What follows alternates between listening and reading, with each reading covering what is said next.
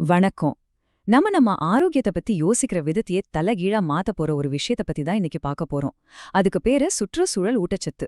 இது நம்ம பார்க்குற பார்வையையும் இந்த உலகத்தோட நமக்கு இருக்கிற தொடர்பையும் புதுசா மாத்த போகுது. வாங்க இது என்னன்னு ஆழமா பார்க்கலாம்.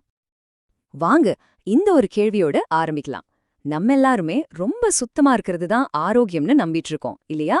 ஆனா நம்மளோட இந்த சுத்தம் மேல இருக்கிற வெறி உண்மையிலே நம்மள நோயாளியாக்குதா?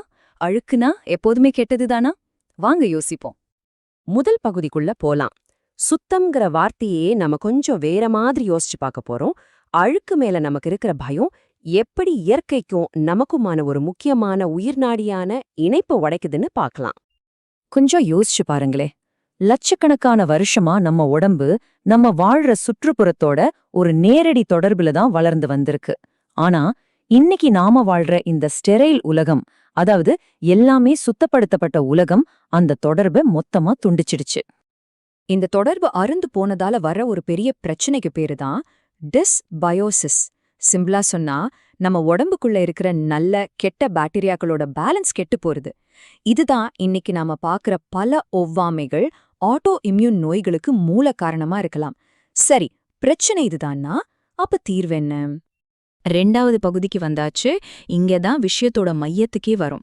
நம்ம குடலை ஒரு மெஷினா பார்க்காம அது ஒரு முழுமையான உயிரோட்டமுள்ள சுற்றுச்சூழல் அமைப்பா பார்க்க ஆரம்பிக்கணும். இப்ப இந்த ரெண்டு பார்வையும் கொஞ்சம் பாருங்க. இடது பக்கம் இன்னைக்கு நாம பாக்குற நவீன பார்வை, நம்ம குடலை ஒரு தனி டப்பா மாதிரி, அதுக்குள்ள என்ன போடுறோமோ அது மட்டும்தான் வேலை செய்யும்னு நினைக்குது. ஆனா வலது பக்கம் பாருங்க, சுற்றுச்சூழல் பார்வை. இது நம்ம குடலை நாம வாழ்ற மண்ணோட ஒரு நீட்சியா, பூமி கடையில இருக்கிற வேர்கள் மாதிரியே பாக்குது. இந்த ஒரு சின்ன பார்வை மாற்றம்தான் எல்லாத்தையும் மாத்த போகுது. இங்கதான் ஒரு ரொம்ப முக்கியமான கருத்து வருது. நமக்கு வெறும் வைட்டமின் மினரல்ஸ் மட்டும் பத்தாது. அதைவிட முக்கியமா நம்ம உடம்ப சரியா இயங்க தேவையான உயிருள்ள தகவல்கள் தேவை. அந்த தகவல்கள் தான் நுண்ணுயிர்கள். இது ஏதோ கற்பனையா சொல்ற விஷயம் இல்ல. விஞ்ஞானத்துல இதுக்கு ஹோலோபயான்ட்னு ஒரு பேர் இருக்கு. அதாவது நாமளும் நம்ம உடம்புக்குள்ள வாழற கோடிக்கணக்கான நுண்ணுயிரிகளும் ஒன்னு சேர்ந்த ஒரு முழுமையான உயிர் நாம. மூணாவது பகுதிக்கு போலாம். இயற்கையோட விநியோகம். சரி, இந்த உயிருள்ள தகவல்களை இயற்கை நமக்கு எப்படித்தான் கொண்டு வந்து சேர்க்குது?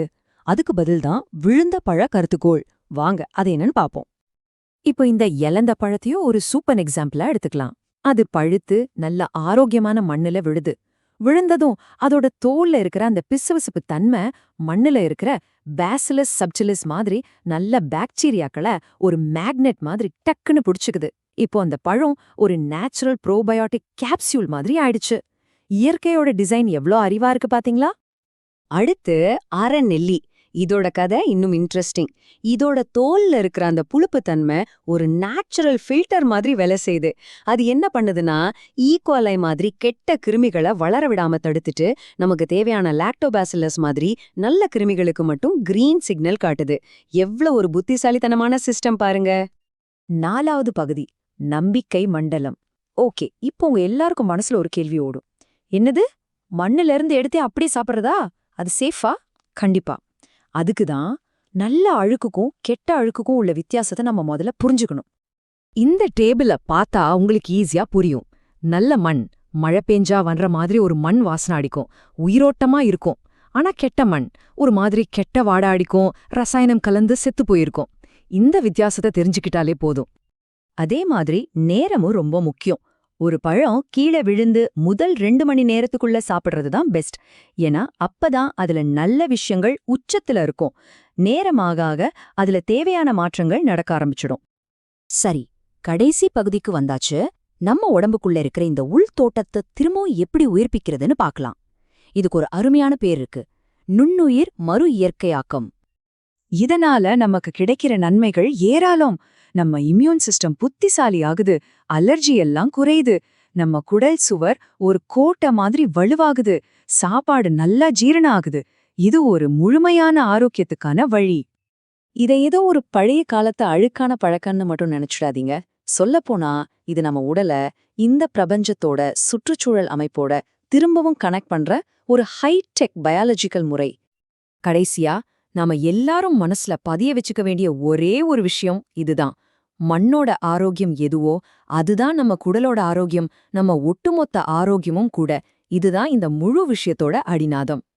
அடுத்த தடவை நீங்க இயற்கையில இருக்கும்போது ஒரு நிமிஷம் நின்னு உங்களுக்கும் இந்த பூமிக்கும் இருக்கிற அந்த ஆழமான தொடர்பை யோசிச்சு பாருங்க. இந்த மாதிரி ஆழமான கருத்துக்களை பத்தி இன்னும் தெரிஞ்சுக்க நீங்க Y2Z லைஃப் சிஸ்டம்ஸ தொடர்பு கொள்ளலாம். இந்த விளக்கத்தை கேட்டதுக்கு ரொம்ப நன்றி. வணக்கம்.